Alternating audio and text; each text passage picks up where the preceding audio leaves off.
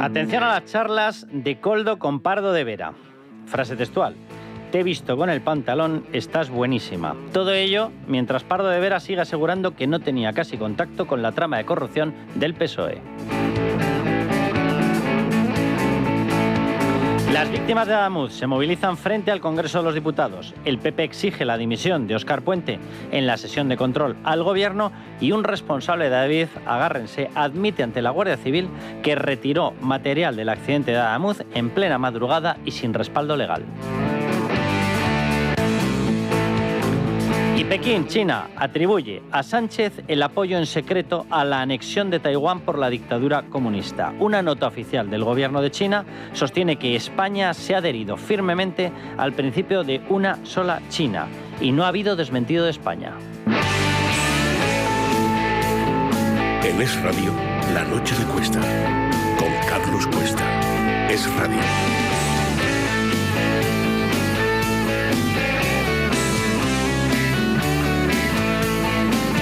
Déjeme que avancemos, luego vamos a hablar de todo lo que está ocurriendo con el tema de Adamuz. Cuidado con lo que está pasando dentro de la Asociación de Víctimas de Adamuz. El Partido Socialista es especialista en intoxicación. Bueno, pues parece que ya ha empezado esa intoxicación. ¿A qué me refiero? A que han empezado a aparecer mensajes que casualmente repiten párrafos de los que va diciendo Óscar Puente en algunos comunicados. La primera reacción en esa asociación de víctimas ha sido la obvia y algunas de las víctimas han dicho, perdón, ¿qué comunicado es este en el que nosotros decimos que la responsabilidad la tiene el 112? Es decir, el servicio de emergencia, el servicio de asistencia sanitaria, las ambulancias. Se lo digo de una forma que nos entendamos todos. Cuando resulta que el tren descarriló porque las vías estaban mal, ahora va a resultar que el problema o la culpa la tienen los de las ambulancias. ¿Hicieron descarrilar los trenes? Evidentemente no, ¿verdad? La falta de mantenimiento y de inversión en los trenes es culpa del 112. Por cierto, detrás de todo esto está lo obvio. ¿Qué va a ocurrir en nada? Unas elecciones en Andalucía. ¿Quién se lo juega todo? El Partido Socialista. ¿Qué hizo el Partido Socialista hace un mes, 2 meses? Estaba felicitando al 112 por su rapidez en la asistencia después del accidente. ¿Saben lo que ocurrió? Pues lo que ocurrió es lo siguiente, que el 112 llegó todo lo rápido que pudo. El 112 es competencia autonómica. De ahí viene esta pelea. Viene de que Óscar Puente ya está intoxicando para, a través de determinadas víctimas, intentar conseguir que se culpe a las ambulancias del 112 que dependen de Juanma Moreno, es decir, del Partido Popular. Y así le echa la culpa, y así no se habla de lo suyo, y así despista, y así utiliza a las víctimas. La especialidad del Partido Socialista. Lo han hecho con todas las asociaciones de víctimas. Todavía recuerdo la que montaron en la VT. Sí, con el gran Rubalcaba, ¿se acuerdan? ¡Qué gran hombre, qué gran hombre! Un grandísimo hombre. Era el hombre de Sitel, el hombre de veo todo lo que hacéis y escucho todo lo que decís, el hombre que inició las negociaciones con ETA, si es que en algún momento el PSOE no ha dejado de hablar, con etarras, y el hombre que se encargó de descuajeringar, de destrozar la unidad que había en la Asociación de Víctimas del Terrorismo. Bueno, pues vuelven por los mismos caminos. Bien, ha habido ya algunas víctimas que han dicho, para el carro, para el carro. El tren descarriló porque una ambulancia llegara antes o después. Que les explico muy rápido lo que ocurrió y vamos al tema de la regularización de inmigrantes. Lo que ocurrió fue que cuando aparece a toda velocidad las ambulancias del 112, llegan en 15 minutos. Exactamente igual que, bendito cuerpo, la Guardia Civil. Se plantan allá los dos y empiezan a haber víctimas por todas partes. Eran las del tren Irio. ¿Saben lo que ocurrió? Que Adif ni se había enterado de que había un segundo tren que había colisionado. Como ni se había enterado, no les avisó. Como no les avisó y llegaban equipos de emergencia, veían que había un tren, les habían hablado de un tren, veían víctimas por todas partes y dijeron, pues aquí nos quedamos. Este es el tren. Obvio, es de puro sentido común. Hasta que una persona, un pasajero del segundo tren, caminando por la vía, aturdido, perdido el hombre, después del accidente, después de que impactara contra ellos el primer tren descarrilado que fue el delirio, de pronto se encuentra una pareja de guardias civiles. Y a uno de ellos le dice, ¿dónde estáis? El guardia civil se queda mirando y le dice, ¿cómo que dónde estamos? Aquí, ¿pero tú de dónde sales? Dice, del segundo tren. Y responden, ¿cómo que segundo tren? Momento en el que la Guardia Civil, repito, bendito cuerpo, empieza a avisar a todos, incluido al 112. Por eso tardaron en llegar al segundo tren. Este es el relato de la Guardia Civil. Este es el relato de las víctimas. Este es el relato del 112. El único relato que va en contra de todo esto es el de Óscar Puente. Bueno, pues qué casualidad que Óscar Puente ya vuelve con las maniobras del Partido Socialista. Son los mismos que critican al juez Peinado, los mismos que nos llamaban buleros porque estábamos investigando los casos de corrupción, los mismos que decían que engañábamos en todo. Todo ha sido judicializado, todo ha sido certificado, todo tenía indicios penales, todo huele a lo que huele. A una gente que no respeta absolutamente nada, ni la memoria de 46 personas muertas porque no tuvieron la inversión en mantenimiento necesaria, porque alguien decidió que era prioritario pagar y comprar el sillón de Pedro Sánchez a pagar y comprar las vías. Esta es la historia. Todo ello, por cierto, en la mayor etapa de saqueo fiscal que nunca jamás ha soportado la población española. Aquí sí que hay dinero. Para asar una vaca no, para asar toda la ganadería. ¿Saben el problema? Que en vez de una ganadería, por visto alguien ha decidido que paguemos una piara. Esta es la historia. Y eso sí, prostitutas enchufadas por todas partes, que bien te sienta ese pantalón, la Ariadna no sé qué, la Carlota se enrolla que te cagas, qué tal con la una, no, mejor las dos. Qué cosa, ¿eh? No, a esta dale, a la puta uno, dale una joya, no, pero que sea de oro, que si no, no se queda contenta. No, para la otra no le des de plata, que no es plata, que es oro blanco, que lo va a confundir. Este es el nivel. Y claro, dirá alguien, ¿cómo hemos podido llegar a esto? ¿Cómo hemos podido llegar a esto? Pero si el presidente del gobierno viene de lucrarse de los negocios de su mujer, que eran negocios de saunas y prostíbulos, ¿pero qué otra cosa podría ocurrir?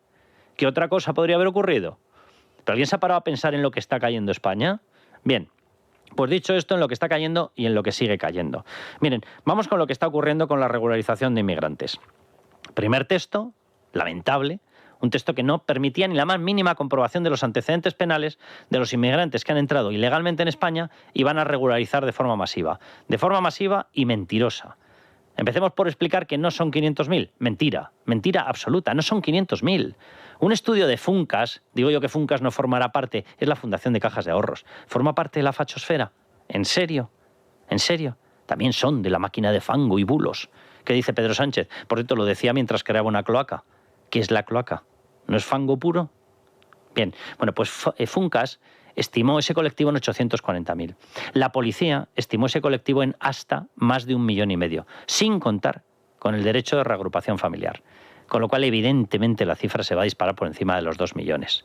Bien, bueno, vamos a escuchar lo que han dicho. Ahora les explico cómo era la anterior norma. Lo que han parcheado, que realmente es una trampa, y ahora les explico la trampa, la han dejado más aseada, más presentable, o mejor dicho, más escondida. Que parezca que permite controlar los antecedentes penales cuando lo cierto es que aboca a todo inmigrante que pida la regularización a una de dos situaciones. O es regularizado, o si no queda blindado con imposibilidad de ser expulsado. ¿Qué les parece? Bien, vamos a empezar, ¿vale? Pedro Sánchez, hablando de la inmigración, lo buena que es, su regularización y los racistas que somos todos los que hemos decidido leer los textos. En España no sobra nadie. Si tiene que sobrar algo, es precisamente su odio.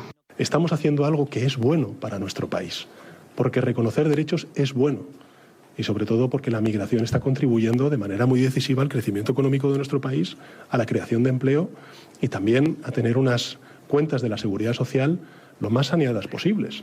Ya, miren, desde que llegaron ellos al gobierno, las cuentas de la seguridad social cada día más saneadas han pasado de el año 2018, cuando llegaron, 38.000 millones de deuda, a la situación actual, y falta por actualizar el último año, es decir, realmente estos datos son de hace un año, es el último dato conocido, de 38.000 a 126.000 millones de deuda.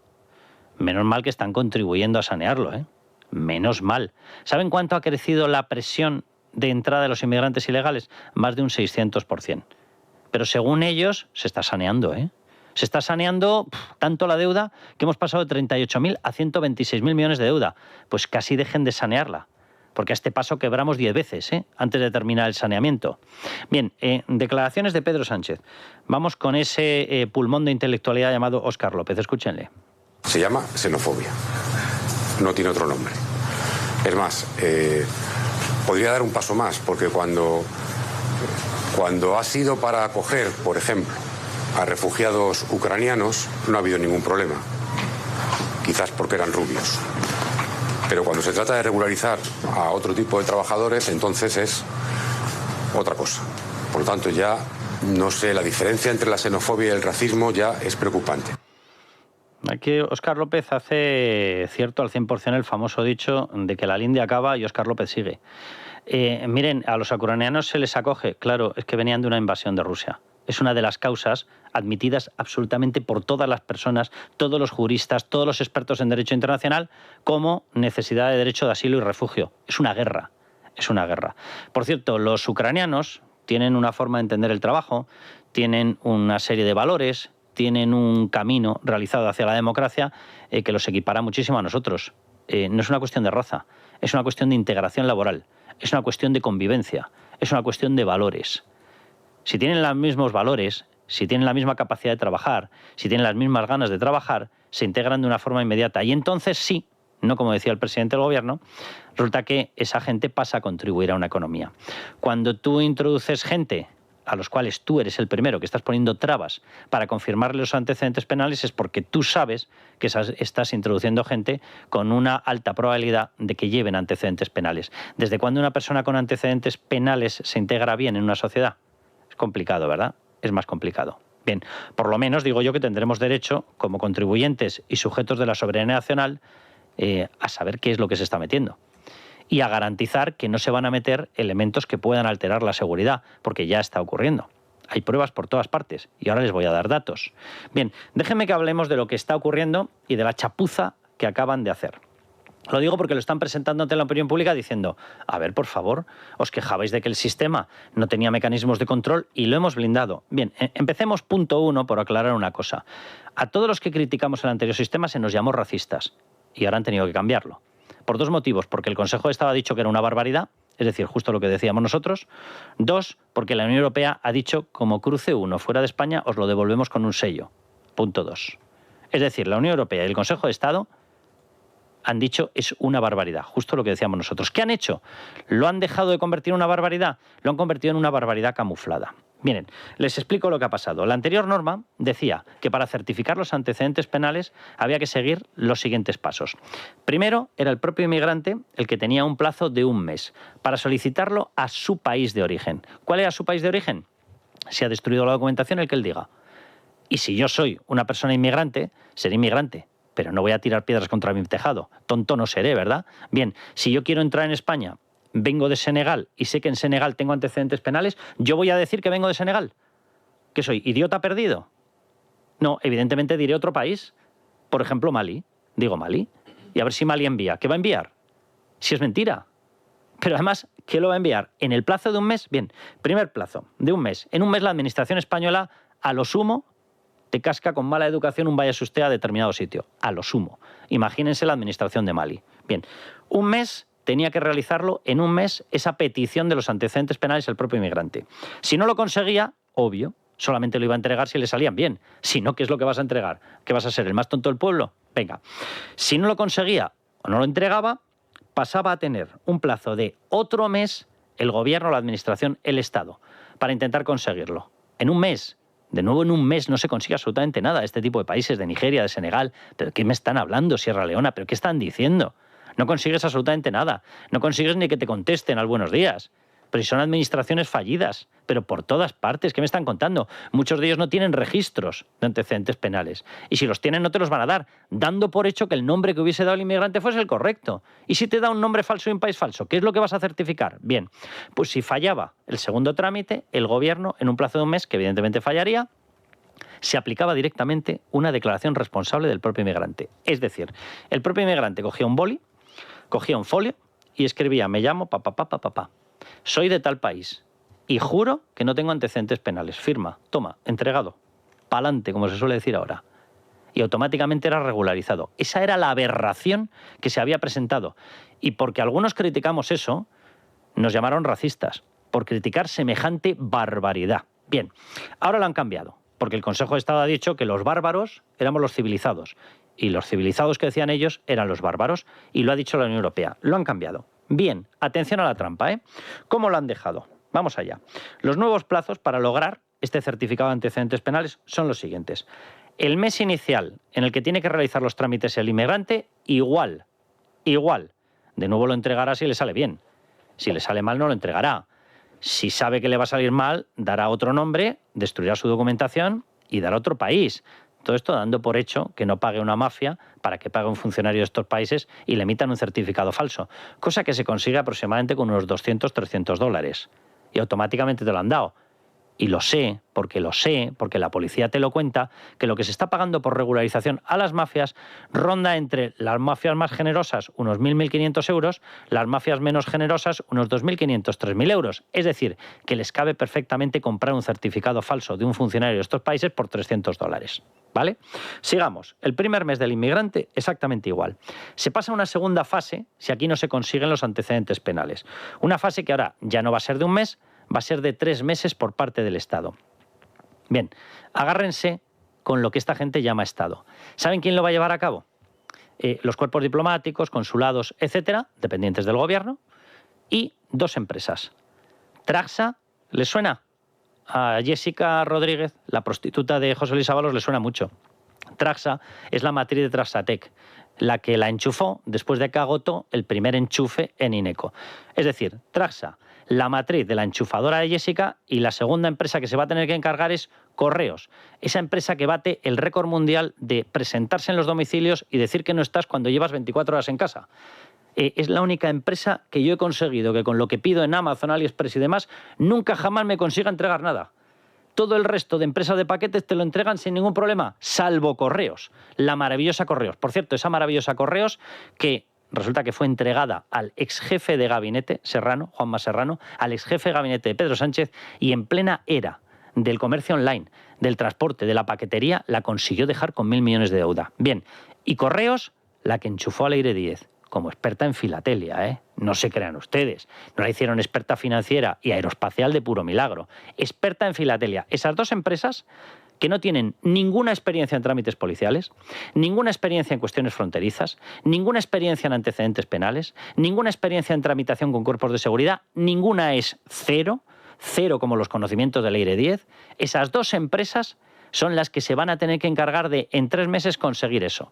Repito, ni en un mes, ni en 2, ni en 3 consigues nada de esas administraciones si entran Correos y Traxa, ni en 30 años. Bien, y cuando se vea que no tienen esos antecedentes penales, ¿qué es lo que ocurre? Vuelve la pelota al inmigrante, que dispone de 15 días. Que vamos, básicamente es como decirle al inmigrante, muévete. Si quieres conseguir un documento falso, dispones de 2 semanas largas. Hazlo ya porque si no, no entras. Bien, y evidentemente, y eso es verdad, hay una posibilidad de que no se beneficie de esa regularización de inmigrantes. Pero ¿saben lo que ocurre? Y aquí entra la trampa. Si durante todo este tiempo se ha certificado que no existen los antecedentes penales, o mejor dicho, no se pueden conseguir, el inmigrante ha pasado a conseguir una prueba con validez plena a efectos administrativos o incluso judiciales de que no se puede certificar que sea un delincuente. Y si no se puede certificar que sea un delincuente, indubio pro reo, no es expulsable de España. Porque se han hecho todos los esfuerzos, en teoría posibles, tanto él como la Administración o el Estado español, y no han conseguido certificar que tenga antecedentes penales. En España, la expulsión no es automática para un inmigrante que entre ilegalmente. Tienes que certificar antecedentes penales, tienes que certificar una peligrosidad, tienes que certificar un intento de engaño en la regularización. Si ha intervenido la Administración y no lo ha conseguido, no vas a poder certificar. No va a haber ni un solo juez que te acepte que esta persona ha intentado engañar. Si ha intentado conseguir los antecedentes penales el Estado y no lo ha conseguido. Vamos, traducido, que estamos fabricando o vamos a fabricar con la nueva norma certificados de inhabilidad, de nulidad, de paralización absoluta de cualquier intento de expulsión de estos inmigrantes. Vale, no habrá conseguido la regularización. ¿Y cuál es el problema? Si no puede ser expulsado. De hecho, al no ser expulsado, oye, puede seguir trabajando. Fíjense lo que voy a decir, con todas las de la ley, agárrense, puede seguir trabajando en B, sin pagar impuestos y sin pagar cotizaciones sociales. Y se quedará tan ancho. Veremos el siguiente paso, porque ya les digo yo que después veremos argumentar y decir, no podemos generar esta situación. Es una situación que no tiene ningún sentido y se les acabará regalando la regularización. Y si no, al tiempo. Esta es la mecánica que hemos introducido. Esta es la nueva maravilla del gobierno socialista. Bien, pasemos a los datos. ¿Cuál es el volumen de personas que se van a beneficiar de esta locura? Según el gobierno, 500.000. No hay ni un solo organismo que esté ratificando o certificando esa cifra de 500.000. Funcas, se lo decía antes, 840.000. Distintos informes policiales hablan de entre 1,3 millones y 1,6 millones, todos ellos sin aplicar la fórmula de la reagrupación familiar. Es decir, en el momento en el que uno lo consiga, empieza a llamar a hijos, hijas, mujer, etcétera. Y automáticamente se presentan aquí. Vamos, traducido. ¿Que va a sobrepasar los 2 millones? Sí o sí. Y si no, al tiempo. De nuevo el Gobierno ha mentido con sus cifras. Bien, y para semejante regularización, ¿qué es lo que ha preparado el Gobierno? Se lo explico. Medios adicionales para reforzar el sistema sanitario son fáciles de resumir. Ninguno, cero. Medios adicionales para reforzar nuestro sistema educativo es fácil de resumir. Ninguno, cero. Que se apañen las comunidades autónomas. Ya está. ¿Ha habido reforma de la financiación autonómica para reforzarles en estas materias? Cero, ninguna.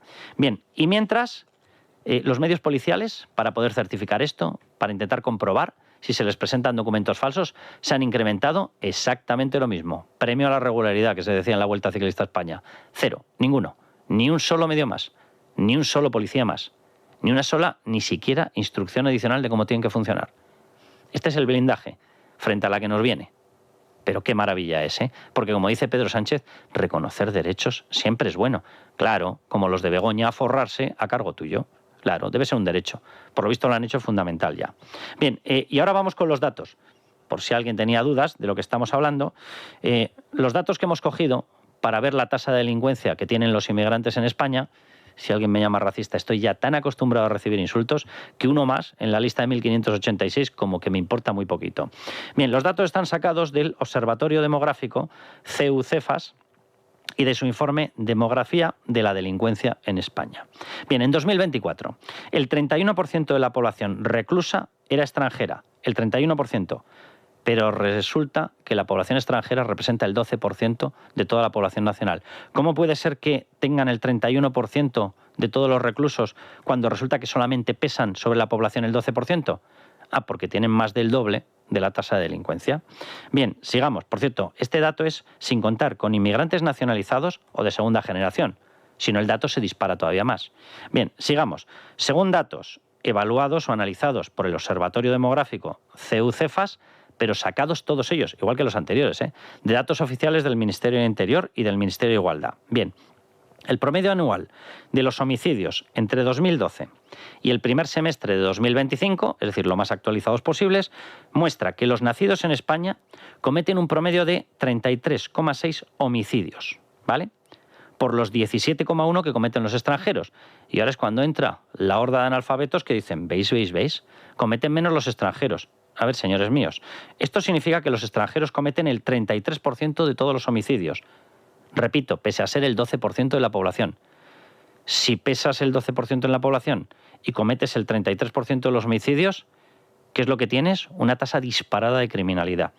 Sigamos. Nos vamos a datos de violencia de género. Agárrense. Estos, por lo visto, según dice este gobierno, los vigila mucho. Debe ser con las famosas pulseras que fallan siempre. Bien, pues la cosa en delitos de violencia de género es aún más exagerada. Les doy los datos directamente por áreas geográficas. Bien, condenados en firme en España por asesinato por violencia de género, calculados por millón de hombres de entre 20 y 75 años. En España, o procedentes de España, 3,3. Asiáticos, 7,2. Del resto de Europa, 9,4. De América, 12,4. De África, 13. Españoles, les repito, 3,3. Te vas a africanos y se dispara el dato hasta 13. Repito que son los condenados en firme en España por asesinato por violencia de género, calculados por millón de hombres, entre 20 y 75 años. El dato de España, 3,3, el de los africanos en España, 13. Con 2 narices. Bien, sigamos. Entre 2022 y 2024, el mismo portal del Ministerio prueba que Cataluña se encuentra a la cabeza de España en el número de violaciones, en proporción a la población. Mientras que la media del país se encuentra en 89 violaciones por penetración, es decir, violación, por cada millón de habitantes, Lérida se dispara de esos 89 de media nacional, Lérida hasta 217, Tarragona hasta 172, Gerona hasta 169, Barcelona hasta 168. Es decir, todos ellos duplican o más allá de duplicar las cifras. Y casualmente las zonas que he citado es donde más inmigración hay de países con una cultura de desprecio a los derechos de la mujer. Esta es la realidad. Son estadísticas sacadas del Ministerio de Igualdad, del Ministerio de Interior, datos oficiales y simplemente analizados por un departamento privado, por el CEU. Esta es la realidad. Y frente a esto han puesto un sistema que, una de dos, o te entrega la regularización o te genera un carné que impide ser expulsado. Esto es lo que nos han regalado.